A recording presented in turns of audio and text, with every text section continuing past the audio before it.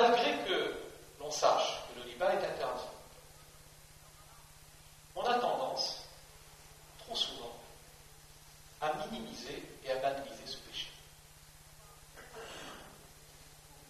Pourquoi? Très simple.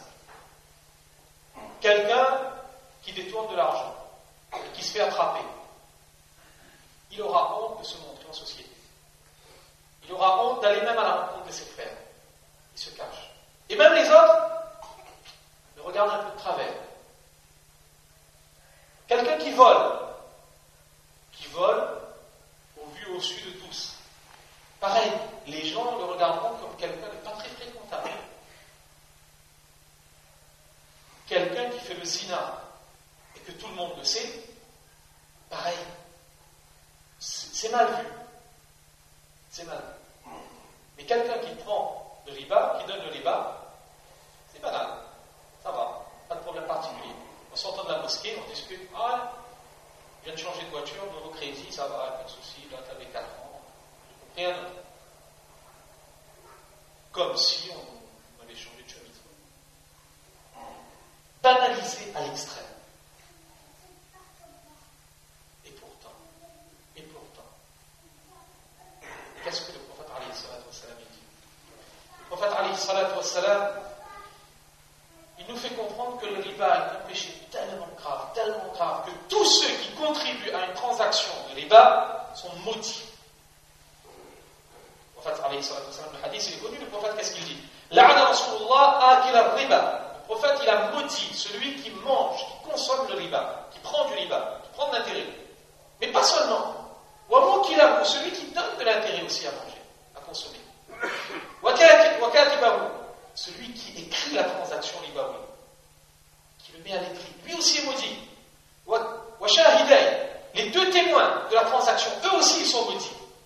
Et le prophète alayhi salatu wassalam, il a dit, hum sawa, ils sont tous pareils. Hadith de Sahih Muslim. Incroyable. Qu'est-ce que le Coran nous dit? Le Coran nous dit qu'à partir du moment où on connaît l'interdiction du riba et que l'on continue à consommer du riba, recevez une déclaration, guerre de la part d'Allah et de son messager. Il n'y en a pas beaucoup de péchés qui sont ainsi. Il n'y a pas beaucoup de péchés au sujet desquels une déclaration de guerre ouverte contre Allah et son messager ont été énoncées. Mais le riba en fait partie. Le riba, le prophète alayhi salatu wassalam, lors d'un des mi'raj qu'il avait fait, un des voyages nocturnes qu'il avait fait, on sait tous que le prophète alayhi salatu wassalam, il a fait un mi'raj physique, il a fait également plusieurs mi'raj, plusieurs ascensions en rêve. Et durant l'une de ces ascensions, justement, le prophète alayhi salatu wassalam, il raconte qu'il est passé à un endroit où il y avait un fleuve rouge sang. Et dans ce fleuve, il y avait quelqu'un qui était en train de nager, qui nageait sans cesse. Et qui, lorsqu'arrivait le moment où il essayait de sortir du fleuve, parce qu'il était fatigué, il était épuisé, il s'approchait du rivage, et bien sur le rivage, il y avait quelqu'un qui l'attendait avec un gros caillou. Et dès qu'il arrivait sur le bord, la personne jetait le caillou dans sa bouche et le repoussait. Et il repartait. Le prophète alayhi salatu wassalam, quand il a posé la question à Jibril alayhi salatu wassalam, Jibril lui a dit, ça c'est le sort qui attend avec le riba. Ceux qui consomment le riba. Le Coran, revenons vers le Coran, Allah subhanahu wa ta'ala, qu'est-ce qu'il dit dans la sourate Al-Baqarah? Dans quelques versets plus haut, celui qu'on vient de citer, concernant la déclaration de guerre, Allah il dit que الذين يأكلون الربا لا يقومون إلا كما يقوم الذي يتخبطه الشيطان من المس. Que le jour dernier, ceux qui consomment le riba, ils se mettront debout comme des gens possédés, qui ont perdu la tête, des fous. Imaginez un peu. Le jour le plus terrible de notre vie, c'est le jour du jugement dernier. Personne n'en doute. Les Anbiya, les prophètes eux-mêmes, ils craignaient ce jour.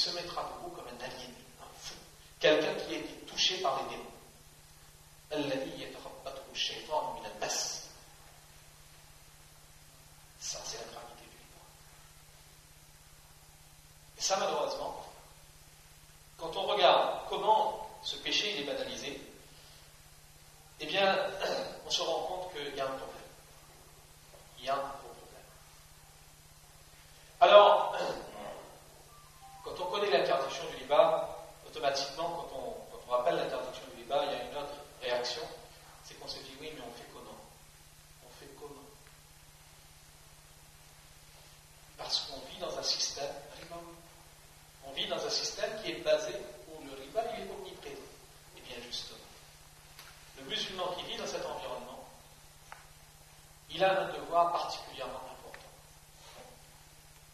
C'est du fond de son cœur désirer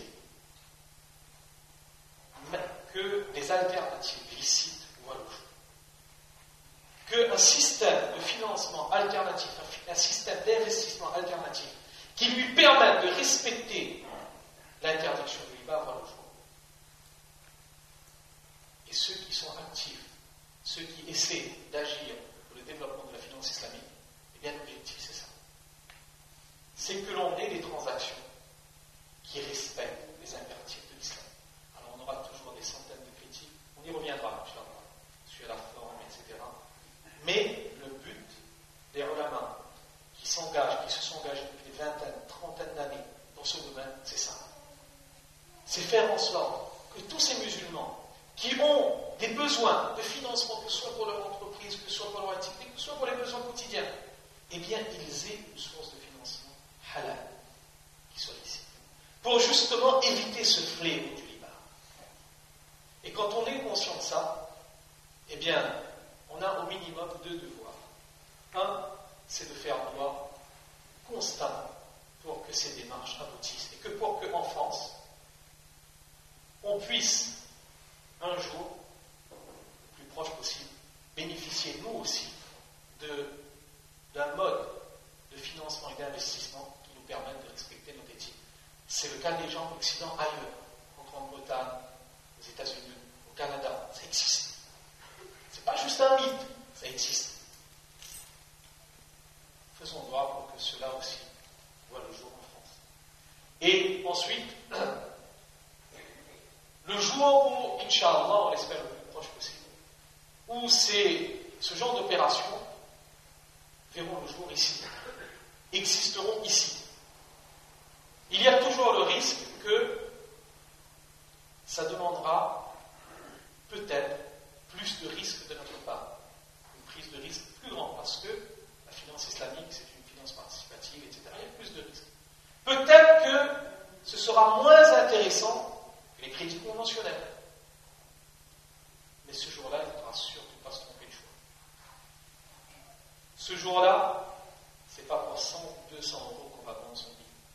Parce que le jour du jugement, on n'aura plus de prétexte pour dire que oui, je suis resté dans le riba parce qu'il n'y avait pas autre chose. Le jour où des modes de financement et d'investissement qui respectent notre éthique verront le jour, eh bien nous aurons l'obligation de faire le choix de ces produits. Ou bien, on s'abstient de tout. On ne change plus de voiture. C'est pas obligé de changer de voiture. Ça, c'était un deuxième principe. Troisième principe, en même temps, on avance très vite, on va aller un peu plus vite.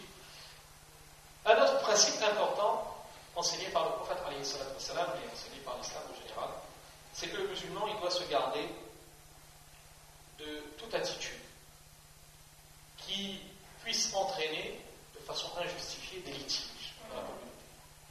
Des litiges, des problèmes, des divisions. Le prophète alayhi salatu wassalam, qu'est-ce qu'il disait? Inna fasada dhatil bayn hiya al-haliqa. Que la détérioration des rapports mutuels, c'est ce qui rase. Haliq. Haliq, c'est ce qui rase. Rase quoi? Ça rase les bonnes actions, les effets des bonnes actions. Ça détruit. C'est la bombe atomique. C'est quoi? C'est quand on fait quelque chose qui a pour conséquence de désunir les gens. Ça, c'est un principe général de l'islam. Appliqué aux transactions, le sujet qui nous intéresse ici, eh bien, il y a également pas mal de règles à extraire de ce principe. Notamment, il y a un type de transaction que le prophète alayhi salatu wassalam, il a clairement condamné et qu'il a présenté comme étant le bay'ul gharar. Bay'ul gharar. Qu'est-ce que le bay'ul gharar? Eh bien, le bay'ul gharar, c'est essentiellement deux types de transactions. Premièrement, c'est une transaction au sein de laquelle il y a un flou important.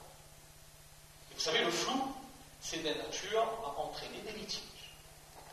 Le musulman, quand il contracte quelque chose, ça doit être clair. Les termes de la transaction doivent être clairs, les contreparties doivent être bien définies. S'il y a un flou important, la transaction relève du rara et a été condamnée par le prophète Un exemple, de la vie de tous les jours. Je propose à quelqu'un, j'ai beaucoup de livres chez moi, je te vends 2 livres pour 15 euros.